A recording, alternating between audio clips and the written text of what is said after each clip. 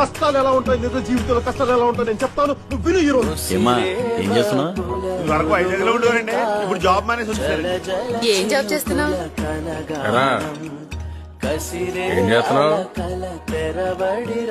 ఏమైనా చేస్తున్నావా ఖాళీ? పొద్దున్నే నిద్ర లేచి బుక్ పట్టుకుంటేనే కదా చదువు వచ్చేది. అర్ధరాత్రి పొద్దు కదా నిద్రపోతే ఏం బాగుపడతావు? బాబు వీళ్ళకి బతుకుతారు నేర్పకుండా నవ్వుతూ నేర్పాడండి. ఎక్కడికైనా బయటికి వెళ్ళాలంటే మోహన్ చెల్లట్లేదు. ఏం చేస్తున్నారని ఒకటే అడగడం. చిన్నపిల్లలు ఏమిటి చెప్పడానికి? ఏమన్నా అంటే చాలా కోపం పొడుచుకొచ్చేస్తారు.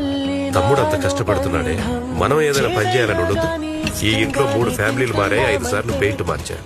కానీ నీలోనేరా ఏ మార్పు లేదు. నీ వయసు వాళ్ళందరూ చక్కగా చదువుకుని పెళ్లిని చేసుకుని పిల్లా జల్లాతో హాయిగా మరి నువ్వు నా సంకనాకుతూ తిరుగుతూనే ఉన్నావు. ఇంత వయసు వచ్చినా ఇంకా తండ్రి మీద ఆధారపడి తింటున్నావు అంటే నువ్వు కుర్చేతో తింటలేదురా, ఎడం చేత్తో తింటున్నావు. నీలాంటి కొడుకు తలకొరి పెట్టడానికి మాత్రమే పనికొస్తాడు రా.